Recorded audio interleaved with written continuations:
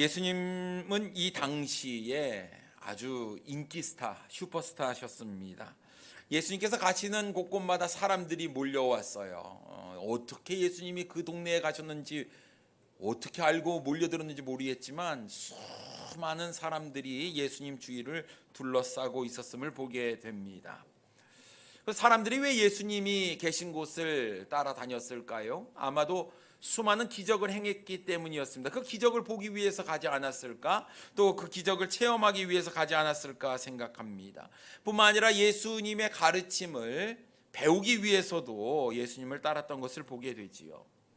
그런데 과연 그 많은 사람들이 예수님께서 어떤 분이신지 제대로 알고 따라다녔는가 하는 것입니다. 아니면 그냥 무작정 따라왔는가 하는 것이죠. 만약 누군가를 따르려고 한다면 그 사람이 누구인지 분명히 알아야 됩니다. 아무나 따라가면 안 되죠. 잘못하면 이단에 빠질 수도 있는 것 아니겠습니까? 우리가 예수님을 따르기 위해서는 분명히 예수님이 어떤 분인지 알아야 하는 겁니다. 오늘 우리 찬양 가운데 예수님은 누구신가? 우리 찬양하셨습니다. 예수님 누구십니까? 좋으신 분이죠. 좋으신 분이죠. 네. 우리가 이제 사람들이 예수님을 따르는데 오늘도 여기 많은 분들이 계시지만 과연 내가 믿는 예수님은 어떤 분이실까요? 동일한 목적으로 동일한 우리가 예배를 드리기 위해서 이 자리에 모였는가 우리가 한번 생각해 봐야 되리라고 믿습니다. 이 당시에 수많은 사람들은 정말 예수님께서 기적을 베푸시니까 마냥 신기하기도 했겠지요. 뭔가 자신도 어떤 기적을 체험하고 싶은 그런 마음도 있었을 것 같습니다.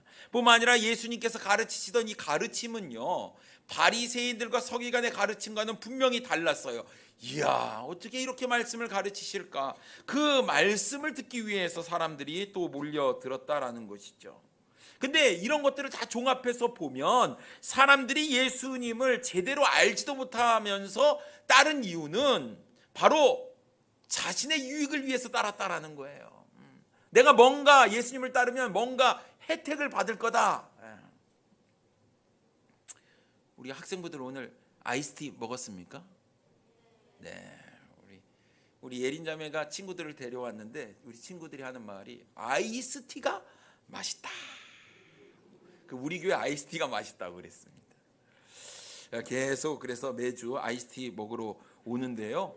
네, 예수님을 꼭 발견할 수 있기를 바랍니다. 제가 우리 학생부 예배 때 이 예수님에 대해서 말씀을 전하고 있어요. 우리 아이들이 어찌하든지 예수님이 누군가 좀 알기를 원하는 마음 가운데 있습니다.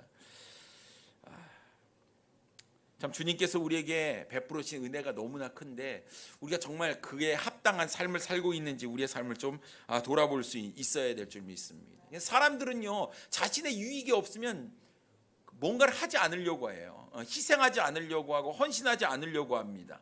손해나는 일은 절대로 하지 않습니다. 왜냐하면 이 세상의 기준으로 내가 손해나는 일을 하면 그것은 굉장히 어리석고 미련한 일이기 때문에 그렇습니다. 그래서 뭔가 나에게 유익이 있고 혜택이 있을 때 뭔가를 하지요.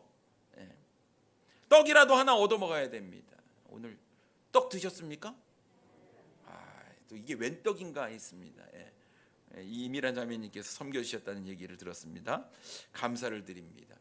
그래, 교회라도 오니까 점심이라도 주니까 내가 점심 먹으러라도 와야지. 하여튼 손해나는 일은 안 하고 뭔가 있을 때 오지 않습니까? 여러분, 동상이몽이라는 말이 있습니다. 같은 자리에 자면서 다른 꿈을 꾼다는 이야기 아니겠습니까? 겉으로는 같은 행동을 하지만 속마음은 다른 거예요. 오늘 우리 모든 성도님들이 동일한 마음으로 하나님을 예배하기를 원합니다. 주무시는 분은 이 마음이 또 딴 데 있는 것 같아요. 주무시러 온 게 아니고 예배 드리러 왔으니까 우리가 이제 동일한 마음으로 예배를 드리기를 원하는데 예수님을 따르는 수많은 사람들 가운데에 그 사람들의 생각이 또 다르고 제자들의 생각도 다르고 또 예수님이 가지고 있는 생각도 달랐던 그런 모습을 보게 됩니다.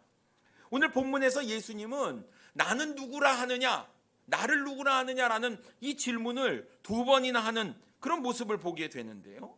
과연 여러분, 우리가 따르는 예수님은 어떤 분이실까요? 우리가 이거 분명히 예수님이 어떤 분인지 알아야지 우리가 잘 믿고 제대로 따르는 것 아니겠습니까? 그래서 오늘 우리는 본문 말씀을 가지고 동상이몽이라는 제목으로 함께 은혜를 나누기를 원합니다. 첫째로 사람들의 생각과 제자들의 생각이 달랐다라는 것이에요. 오늘 본문에 보면 예수님께서 제자들과 함께 가이사라 빌립보 여러 마을로 다니게 되셨습니다. 이제 예수님의 사역은 정점을 향해 가고 있었어요. 많은 사람들에게 예수님의 가르침이 전해졌고, 이제는 많은 사람들이 예수님만 지나가도, 스쳐 지나가도 예수님이다, 인기스타 슈퍼스타가 지나가시네 하는 것들을 몸소 알았다라는 것입니다. 그러니 많은 사람들이 계속해서 몰려들었다라는 거예요. 예수님은 길을 가다가 제자들에게 묻습니다. 야, 이 사람들이 나를 누구라고 하느냐? 이렇게 물으셨어요. 그래서 제자들이 사람들로부터 들은 이야기를 하게 되는데, 본문 28절 말씀에 보면 제자들이 여짜와 이르되 침례 요한이라 하고 더러는 엘리야, 더러는 선지자 중에 하나라 하나이다 라고 말씀하고 있습니다. 예수님이 누구냐? 침례 요한이라는 사람도 있고 엘리야라는 사람도 있고 선지자 중에 한 사람입니다 라고 대답하는 사람들도 있었다라는 거예요. 여러분, 침례 요한이 어떤 사람일까요? 여자가 낳은 중에 이보다 큰 자가 없다고 평가를 받는 사람이었습니다. 메뚜기와 석청을 먹으면서 광야에서 금욕 생활을 했던 사람이 이 침례 요한이었죠. 위대한 하나님의 사람이었습니다. 그래서 예수님을 보고 야, 침례 요한과 같은 분이다 이렇게 이야기를 한 거예요. 또한 엘리야다 이렇게 이야기하는 사람도 있었습니다. 엘리야는요, 바알과 아세라 선지자 850대 1로 싸우면서 하나님의 살아계심을 능력 있게 전했던 사람이죠. 불말과 불병거를 타고 죽지 않고 하늘로 올라갔던 사람이 바로 이 엘리야였습니다. 사람들은요, 분명히 예수님은 대단하신 분이야, 이 보통 사람이 아니야 라는 인식을 가지고 있었다라는 것입니다. 하지만 어느 누구도 정답을 얘기한 것 같지는 않아요. 다들 자기 머릿속에 예수님은 이런 분이야 라는 생각을 가지고 나름 이야기를 하는 겁니다. 침례 요한과 같고 엘리야와 같고 선지자 중에 한 사람과 같습니다. 분명히 예수님의 행적을 보면요, 예수님께서 위대하신 분이라는 사실을 우리가 분명히 알 수가 있는데요, 오늘 본문 내용의 앞부분만을 봐도 예수님께서 맹인을 고치신 이야기가 나와요. 기적을 행하셨다라는 것이죠. 그리고 그 앞에 있는 내용을 보면요, 물고기 2마리와 보리떡 7개로 7병이어의 기적을 행했던, 남자만 4,000명이나 되는 수많은 사람들을 먹였던 내용이 기록되어 있습니다. 그리고 그 앞에 내용을 보니까요, 귀 먹고 말 더듬는 사람을 고치신 내용이 나오고요, 그 앞에 내용을 보니까 귀신 들린 수로보니게 여인의 딸을 고치시는 내용이 기록되어 있어요. 그 앞에 내용을 보니까 예수님께서 바다 위를 걸으신 이야기가 나와요. 그리고 그 앞에 내용을 보니까 물고기 2마리와 보리떡 5개 5병이어의 기적을 통해서 남자만 5,000명이나 되는 수많은 사람들을 먹였던 내용이 기록되어 있습니다. 여러분, 지금 제가 이렇게 기적을 나열하니까 우리 예수님 대단하신 분이죠. 대단하신 분이죠. 이 사람들이 안 따를래야 안 따를 수가 없었다라는 겁니다. 근데 여러분, 이런 기적은 아무나 할 수 없는 것은 분명했습니다. 그러니 자신의 눈앞에서 지금 기적이 일어나는 거예요. 그러니 예수님을 안 따를 수 있겠습니까? 내가 어떤 문제를 가지고 있어요. 근데 예수님만 만나면 능치 못하심이 없는 우리 예수님께서 다 고쳐주시는데, 다 해결해 주시는데, 여러분 안 따라가신 분 계십니까? 다 따라가겠죠. 예수님께서 이 놀라운 기적을 다 행하시니까 사람들은 이 예수님께서 우리의 왕이 되시면 이제 먹고 사는 문제는 해결이다. 그래서 예수님을 왕으로 추대하려고 하는 그런 모습이 나타나게 되었습니다. 이것 또한 살펴보면요, 자신의 유익을 위해서 하는 거예요. 맞죠? 내가 잘 먹고 잘 살기 위해서. 이런 얘기를 딱 들은 예수님께서 이 사람들이 아직 나를 모르네, 이런 반구의 말도 하지 아니하셨습니다. 그리고 제자들이 다시 물어봅니다. 그렇다면 너희는 나를 누구라고 하느냐? 이렇게 물어봤어요.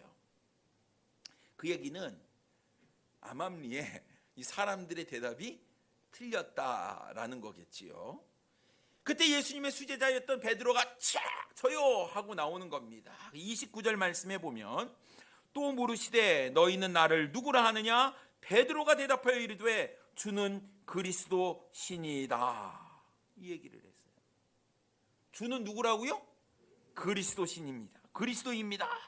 그러니 여러분, 이 그리스도라는 의미가 뭘까? 여러분, 기름 부음을 받은 자입니다. 기름 부음을 받은 자.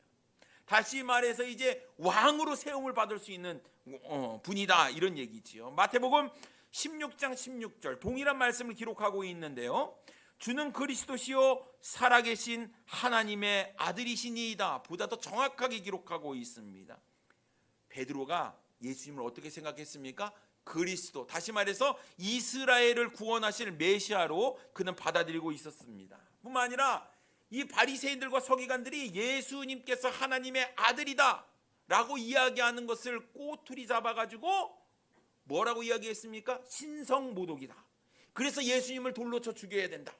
예수님을 죽여야 된다. 어떻게 하면 죽일 수 있을까? 이런 이야기를 하고 있는 그때에 베드로는 그는 살아계신 하나님의 아들입니다 라는 정확한 고백을 하게 되었다라는 사실입니다.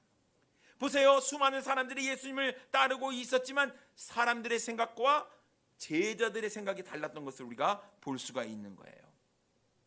사람들은 자신의 유익을 위해서 예수님을 따랐습니다. 자신의 삶의 문제를 해결하기 위해서 예수님을 따랐습니다. 자신의 병고침을 위해서 예수님을 따랐습니다. 자기 자녀의 귀신 들림을 고침받기 위해서 예수님을 따랐습니다. 자신의 배고픔을 달래기 위해서 예수님을 따랐습니다. 모두 다 자신의 유익, 자신의 필요를 채움받기 위해서 예수님을 따랐다라는 사실입니다. 그래도 예수님과 3년 동안 동고동락했던 이 제자들은 예수님이 침례 요한도 아니고 엘리야도 아니고 선지자 중에 한 사람도 아니고 그분은 바로 그리스도시다, 하나님께서 보내신 메시아다라는 정확한 고백을 하게 되었지요. 그러니 여러분, 무작정 예수님을 따르는 사람들과는 제자들의 행보는 분명히 달랐다라는 것입니다. 서당계도 3년이면 풍어를 입습니다. 제자 훈련도 3년이면 풍어를 입을까요? 네, 어쨌든 여러분, 제자들도 지금 3년 동안 예수님을 따라다녔으니 어떻게 합니까? 풍어를 예수님이 누군지 분명히 알았겠죠. 같이 살면서 자면서 예수님이 당하는 모든 일들을 겪으면서 또 예수님이 행하시는 모든 그런 일들을 보면서 예수님의 가르침을 들으면서 이분은 그리스도시다라는 그들의 고백이 나오게 된 것이었습니다. 그렇다고 한다면 사랑하는 성도님 여러분, 오늘도 우리가 예수님을 예배하기 위해, 주님을 예배하기 위해 이 자리에 모였는데 여러분은 예수님을 어떤 분으로 믿고 생각하고 계십니까? 혹시 예수님을 따르는 수많은 사람들처럼 그저 자신의 유익을 위해서 예수님을 따르고 있는 것은 아닙니까? 마치 예수님께서 나의 필요를 채워주는 요술 램프처럼, 그러니까 예수님께 비나이다 비나이다 예수님께 비나이다 하면 뭔가 이루어질 것 같은 그런 요행을 바라면서 우리가 예수님을 따르는 것은 아닙니까? 만약 여러분 이러한 생각을 가지고 있다면 우리는 잘못된 생각을 하고 있는 거예요. 이것은 예수님을 우상으로 생각하고 있는 것입니다. 내가 잘되기 위해서 정한 수를 떠놓고 천지신명께 비는 것과 뭐가 다름이 있겠습니까? 나무에게 빌고 바위에게 빌고 불상에게 빌고 돌을 쌓고 비는 것과 무슨 차이가 있느냐 하는 것입니다. 예수님은 단순히 이런 분이 아니시라는 얘기죠. 바로 예수님은 우리를 죄로부터 구원해 주실 메시아 그리스도이신 것입니다. 단순히 이 땅에서의 삶이 아니라 영원한 저 하늘나라, 저 우리가 가야 될 그 본향, 그 영원한 생명을 주시기 위해서 오신 하나님의 아들이신 것이지요. 그렇기 때문에 주님께서 우리에게 베풀어 주신 놀라운 은혜와 사랑을 생각하며 우리는 주님을 예배하고 하나님께 영광을 돌리는 삶을 살아야 하는 것입니다. 주님의 가르침대로 내 유익이 아니라 남의 유익을 구하는 삶을 우리는 살아야 하고요. 내 자신을 사랑하기보다는 하나님을 사랑하고 내 이웃을 내 몸과 같이 사랑하는 삶을 살아야 하는 것이에요. 그래서 여러분, 우리가 예수님을 예배하고 예수님을 따를 때에는 우리가 수많은 사람처럼 자신의 유익만을 구하는 삶이 아니라 제자들의 고백처럼 주는 그리스도시다, 내가 마땅히 나를 구원해 주신 이 주님을 예배하는 삶을 살아야 한다. 그렇다고 한다면 주님께서 우리에게 가르쳐 주신 그 가르침대로, 사명대로, 말씀대로 하나님을 영화롭게 하는 삶을 우리는 살아야 하는 것입니다. 그래서 여러분, 잘못된 마음, 나의 유익을 구하는 마음으로 예수님을 따랐다면 이제 그 마음 내려놓으십시오.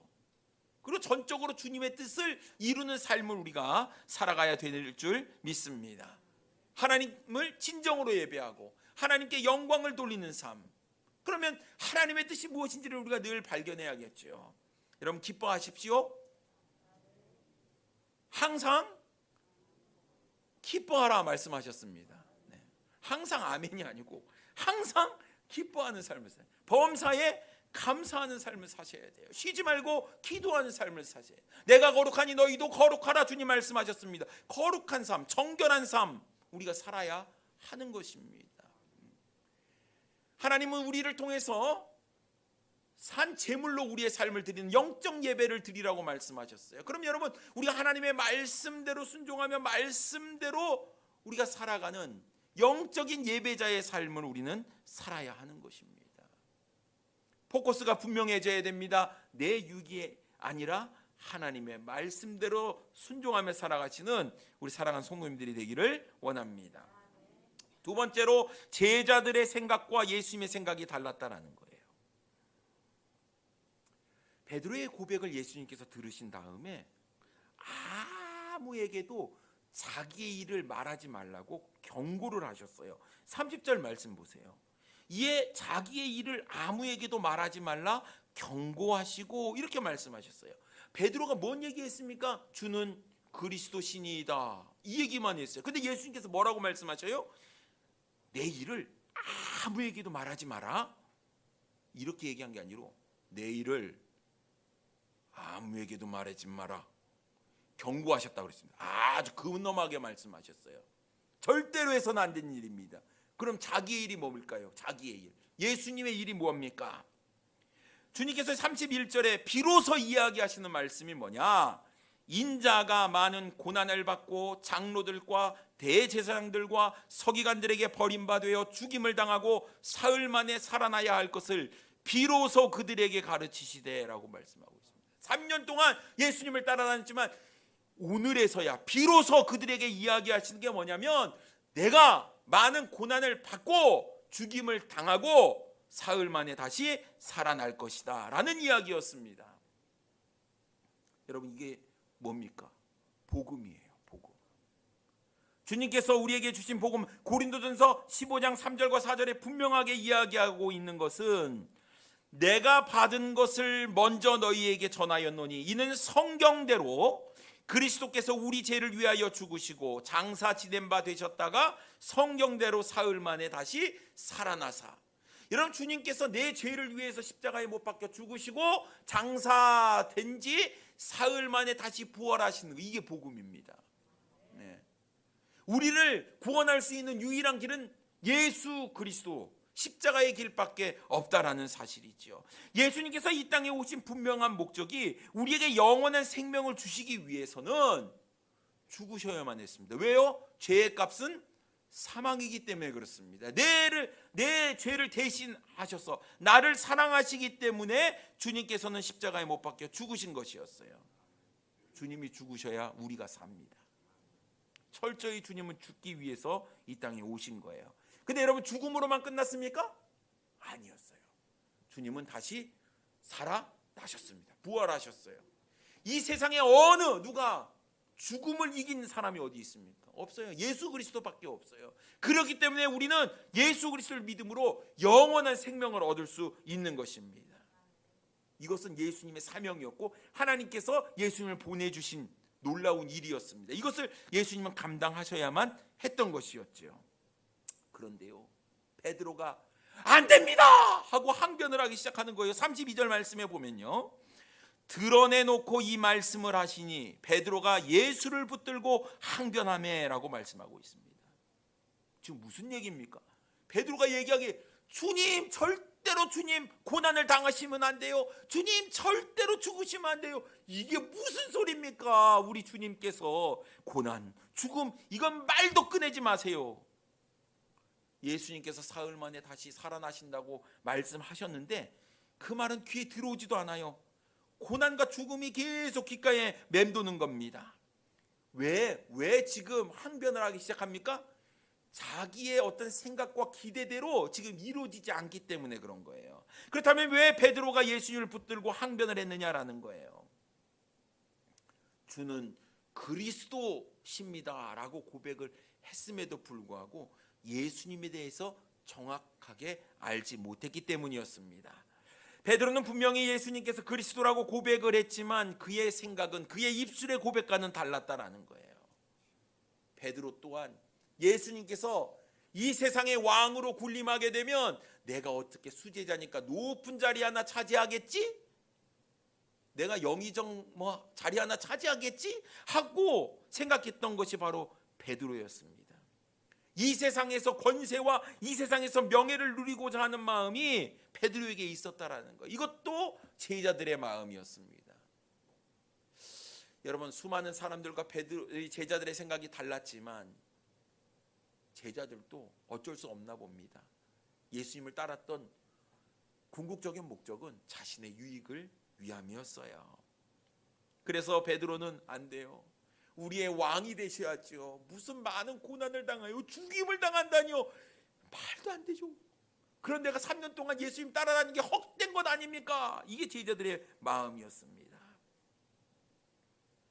그런데 여러분, 베드로가 말씀을 조금 더 깨달았다면, 예수님의 가르침을 좀 더 주의 깊게 배웠다면 우리 주님께서 어떤 분이신지 분명히 제대로 이해했을 것인데 참 안타깝게도 베드로는 주님으로부터 책망을 당하게 되지요.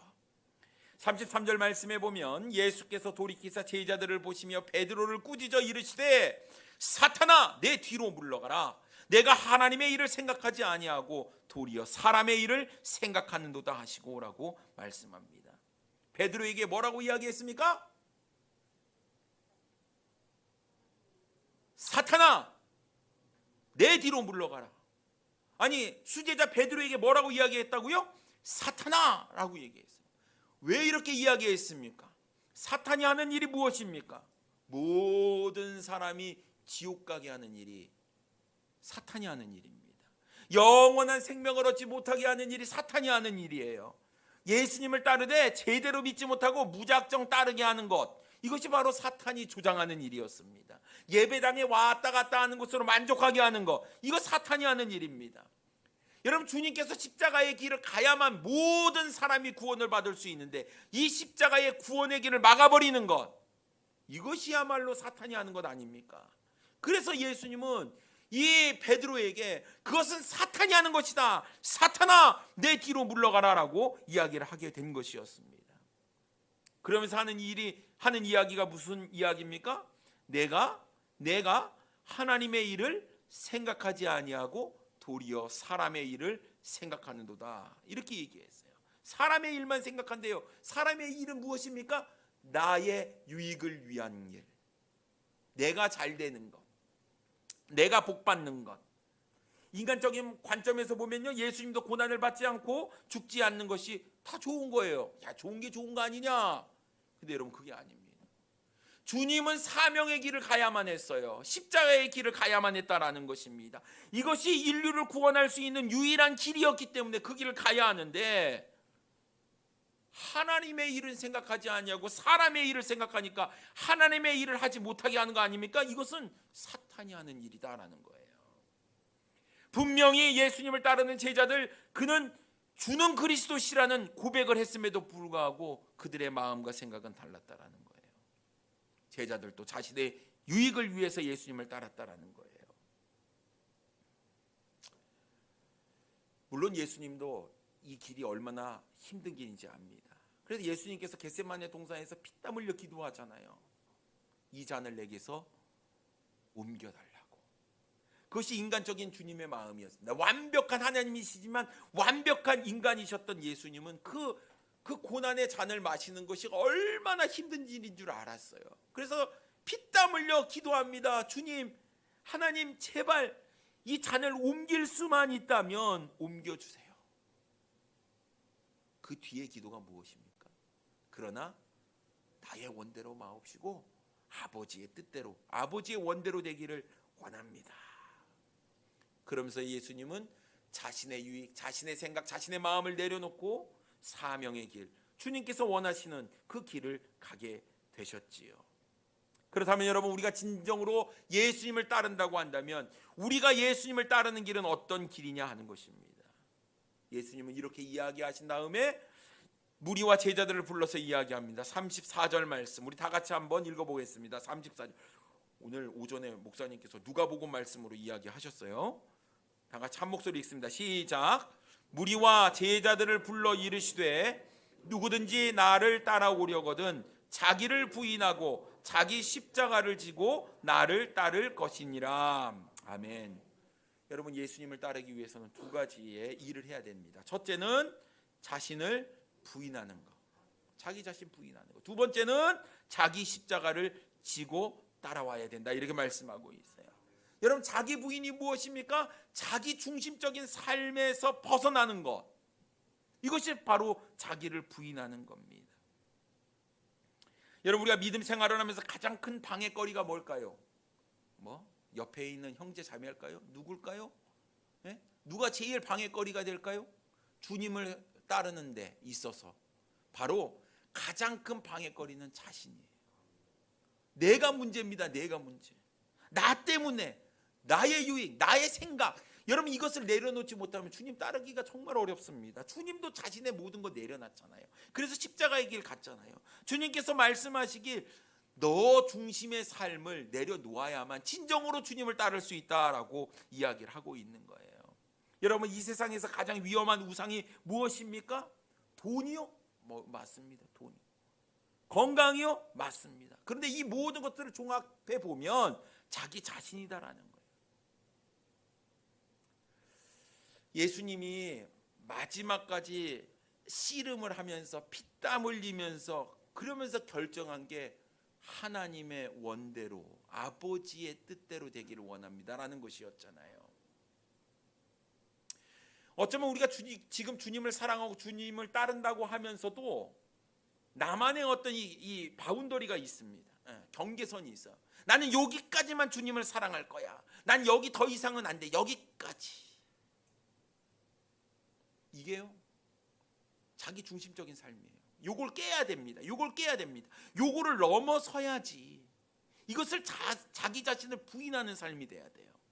근데 요거를 못 벗어나는 거죠. 나는 여기까지. 주님 섬기는 것도 여기까지. 주님 사랑하는 것 딱 여기까지. 더 이상 안 돼. 여러분, 이것은 주님을 따르는 제자의 삶이 아닙니다. 이것을 깨트려 버려야 돼요. 근데 나의 기준이라는 것을 딱 정해놓은 겁니다. 이 테두리는 내가 벗어나지 않겠다라는 것이죠. 잘못된 겁니다. 주님께서 이야기하기를 뭐냐면 이거 깨트려 버려라. 자기를 부인해야 된다. 너의 중심적인 삶을 내려놔야 된다. 그리고 하나님의 말씀에 순종하며 따르라 라고 말씀하고 있는 거예요. 사랑하는 손님 여러분, 에스더반 회원 여러분, 여러분의 가지고 있는 생각을 깨트려야 됩니다. 우리가 가지고 있었던 어떤 장벽을 허물어 버려야 돼요. 내 중심적이고 이기적인 인간적인 생각을 버려야 합니다. 이것이 바로 자기 부인의 첫 걸음이에요. 자기를 부인하는 것, 이것이 바로 주님을 따르는 길이라고 말씀하고 있습니다. 여러분이 가지고 있는 어떤 생각의 울타리, 이것들을 깨트려 버리고 주님 말씀하시면 주님 내가 순종하겠습니다 라고 따라가실 수 있기를 바랍니다. 오늘 우리 에스더반 자매님 두 분이 특송하신데 들으셨어요? 복이 됐습니다. 표정이 얼마나 아름다운지 천사가 찬양하는 것 같았다니까요. 이런 분들이 찬양대를 하셔야 돼.